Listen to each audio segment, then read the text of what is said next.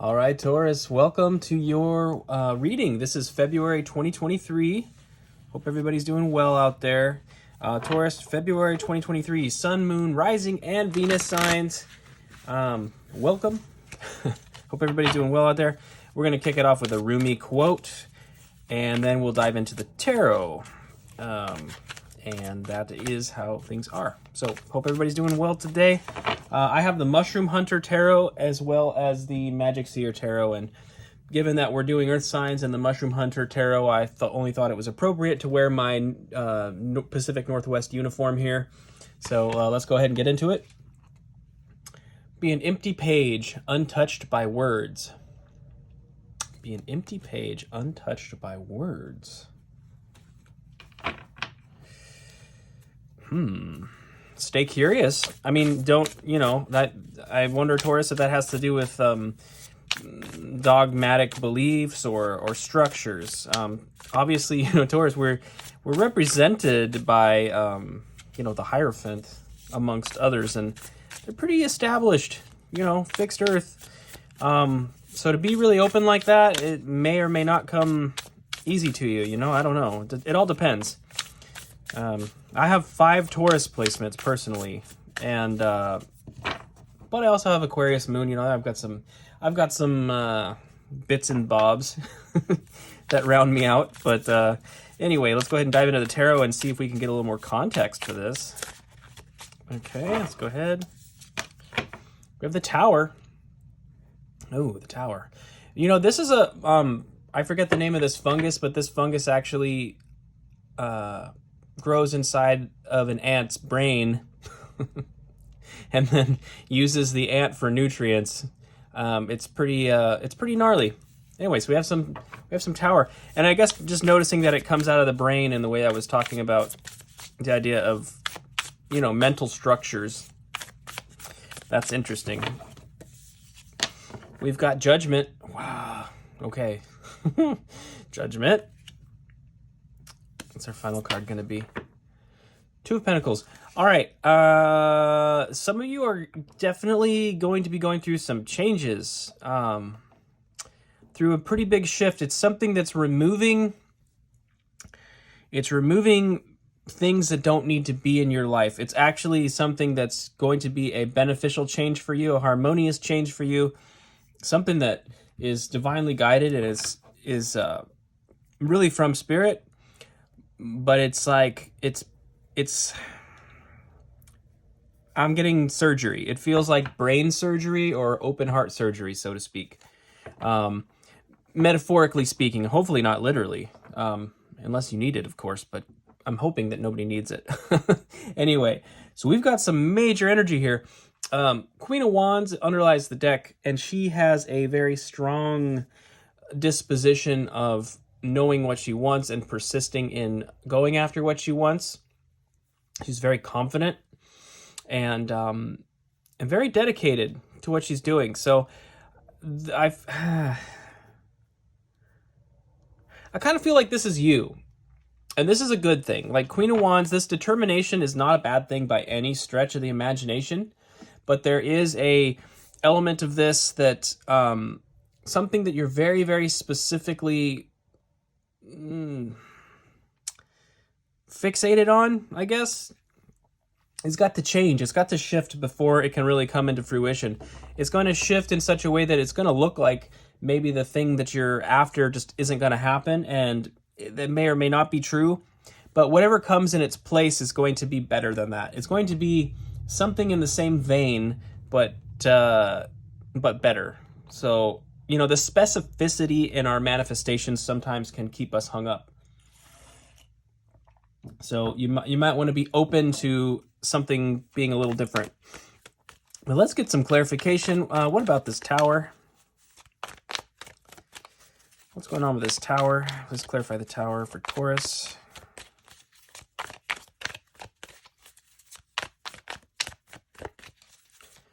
Clarify the Tower for Taurus. All right, we'll do one more shuffle here. There. All right, we have the 7 of Wands. This is a defensive energy. It's defending your territory, defending your ground. You feel like it looks like it would appear that you feel that you may have a lot of people sort of coming after you at this time. That card can also represent bravery, by the way. So I'm not accusing you of being right or wrong in a situation, but it does look like you've got a defensive position here. We have the Queen of Pentacles. Something you probably worked very hard at. Very, very hard at. Hard at or hard for. This could very well also be your energy. Queen of Wands, Queen of Pentacles, which is a really potent combination, by the way. That's a great combination to get things done. That's all I can really say about that. That is like... So this may have something to do with career or finance. I don't know. Final card here. Queen of Swords. All right, we got 3 of the queens. She's sharp and perceptive and really knows the score when it comes to people's intentions, you know? And she doesn't tolerate bullcrap, you know? Cuts it out. So, okay, let's look at the underlying here. What's going on? The Devil. All right, this is Capricorn energy. This is attachment. Basically, I don't think that you are doing anything wrong per se. So it's not wrong. I don't want you to misunderstand. But you are very attached to something very specific that you've been working for, and I feel like you must feel like it's threatened in some way, and you're getting ready to start cutting people. You know, it's kind of ramping up here. It's kind of ramping up here, and I think you've got an attachment to the outcome that is not quite healthy. It might be a little bit overly attached here, an overemphasis on this specific situation. And that's primarily a mental thing. Minnow Pond Tarot points this out all the time, and I really like it, so I tend to say it often as well. The chains that are around these two people's necks, they're quite loose. You know, they could actually free themselves very, very easily if they chose to.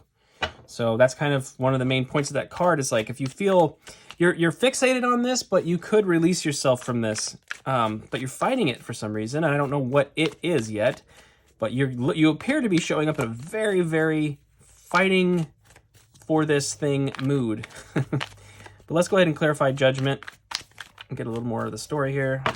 Judgment. Okay, I got 4 cards there, but we'll go with it.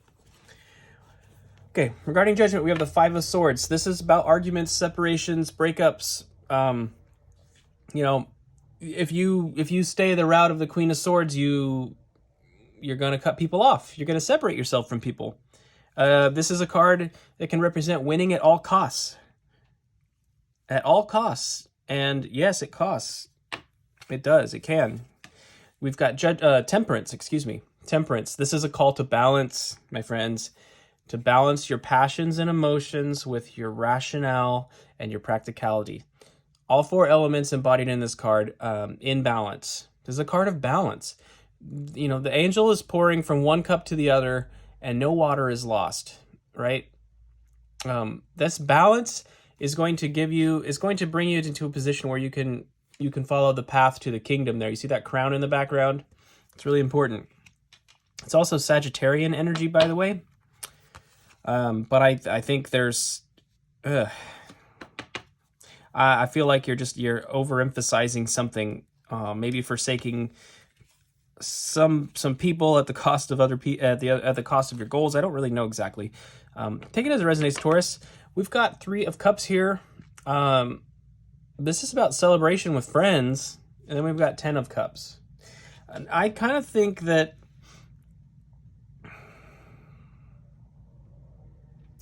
I kind of feel like you're pursuing this. This is what your pursuit is, in a sense. It's like you want to celebrate, you want to enjoy, you want to be happy. You know, you're ready to live that kind of life. And the irony of it is I feel like you might actually be cutting people off in the attempt to go after that thing. So I guess what I would ask you is, well, how do you define happiness personally? You know, how do you define happiness personally? Is it equitable? Is it fair? Is it just? We have Justice underlying the bottom here, and I feel like, again, this is a card representing balance, much like Temperance. We have the Scales of Justice, and we have the Sword of Truth here. Something is, I mean, very clearly out of balance. I keep seeing the same, there's calls to balance here, calls to change things to bring them into balance, calls for something that's corrupted your mind that needs to change. Okay. Well, Taurus, tough love it is today. I'm sorry. You know, I love to give good news to Taurus because I am a Taurus, of course, but something seems a little off here. And no judgment. That's not a judgment call on your character by any stretch, but I do think that something is needing to be rectified. We're going to take those two. All right, we're clarifying the Two of Pentacles here. We've got the Page of Pentacles and the Knight of Cups. Okay, Page of Pentacles, Knight of Cups. And I'm doing it back. I'm doing it wrong. And the Two of Pentacles again. So we have the Two of Pentacles again. I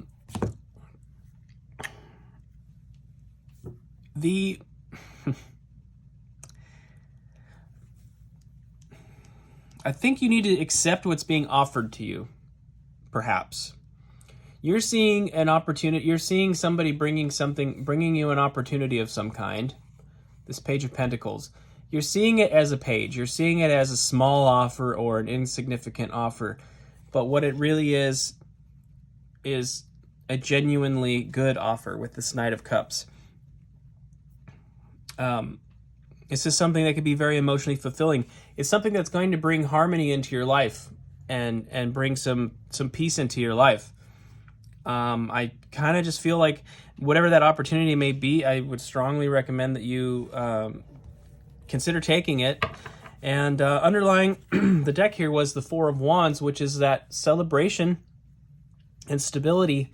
You know, this card goes so far as to represent marriages. It also goes so far as to be implied as the 1111 card, or a card representing soulmates, much like the Temperance card, actually. So in regards to relationships, I feel if you feel like somebody's coming in with sort of a rather humble offer for you, you might want to take a second look at it. I'm not saying you have to go out on a date with somebody you don't want to go out on a date with. It's not at all what I'm suggesting. But if you're on the fence about it, I would strongly recommend you give it a go. There might be something very beautiful for you there within this. But something has got to give in how you perceive the situation. I mean, it's just the Tower card couldn't be more to the point. It's like your thoughts, or perhaps the person you're dealing with. I'm not going to just accuse you. This could always be, energies could be reversed, certainly. Their mind is corrupted. They've got this ideal that is just not based on what reality is presenting for whatever reason, and something needs to change. You still have a good thing coming, you know. It's like, that's just it. The happiness is available. But there's some kind of ideal or traditions even that are getting in the way. You know, certainly could be traditions. It could be religious traditions even, I think, with Judgment and that Tower card. It does make me think of perhaps religious institutions. Maybe it's a person from a different background that has interest in you, or you have interest in. I don't know. Let's go ahead and get into the outcome here and take it as it resonates. I think this is a pretty general message, and it could apply to career or individual goals, or potentially love as well. So let's take it as it resonates. I think that the core of the message is kind of the same regardless. So whatever situation, if you find it resonating, then go with that, okay?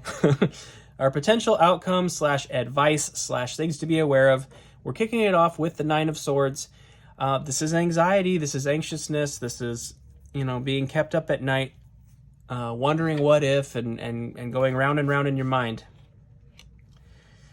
I want to emphasize this because it's coming to mind. This doesn't necessarily imply that you don't have a clean conscience or something like that. I would never imply that to begin with, but I feel like I have to say it. Some people might be interpreting this as guilt, and if they feel like it's guilt, they might feel like it's warranted in some way. I don't know about that. It may, I mean, whether or not it's warranted is up for you to decide, really. Up for you to think on. But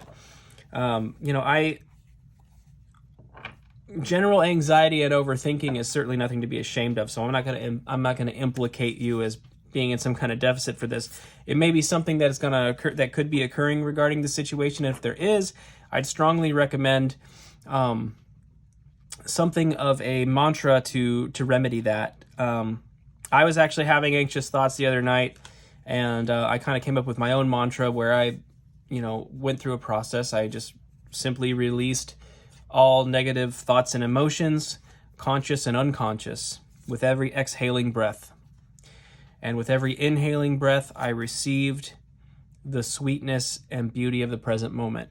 And, that repetition got my brain to calm down and fell asleep and everything was fine. And actually, I found that it transferred into the next day as well. I had a kind of a different perspective of life the next day that was very lovely. So I'm continuing with that practice because it was so helpful to me.